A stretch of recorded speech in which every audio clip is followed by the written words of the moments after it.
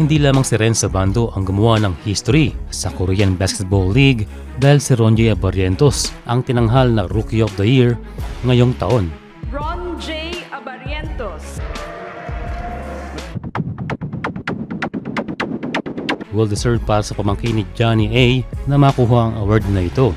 Bago pa man makoronahan, ay laman na ng balita itong si Ronjay na favorite sa mga top rookie. Ang maganda lang dito sa KBL ay na-appreciate nila ang husay kahit hindi Koreano. Kaya history made para kay Ronjay bilang unang foreign rookie king sa Liga ng Korea.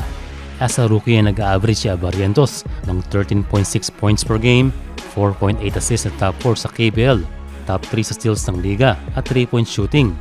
Kaya doon pa lang siya na ang best rookie sa season na ito.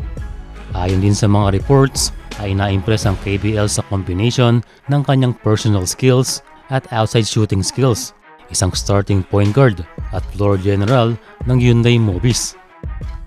Nang dahil nga daw nanalo si Ronjay Abarrientos, ay isa raw itong pagmulat sa mga Korean locals para mag-step up sa kanilang laro. Once in a lifetime daw ang Rookie of the Year at ang pagkapanalo ni Ronjay ay isa na ring magandang imahe sa liga internationally.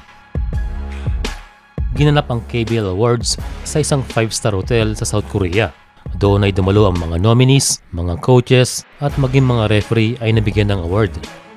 At makikita nga itong sila Renzo Bando at Ronjay Abarrientos sa mga dumalong Pilipino dahil sa kanilang nominasyon. Isa rin si Renzo Bando sa na-consider o nominated sa Rookie of the Year Award.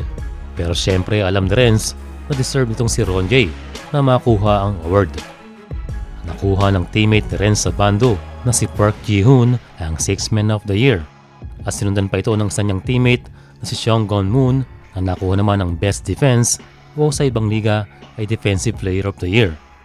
Isa rin si Renzo Bando sa nominee para sa award na ito. At kung i-consider ang kanyang sipag at blocking ay siya ay isang strong contender. Pero again sabi nga nila ay you can't have it all.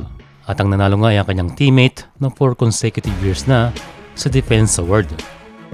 And back to RJ, siya na nga ang unang foreign player na makakuha ng KBL Rookie of the Year.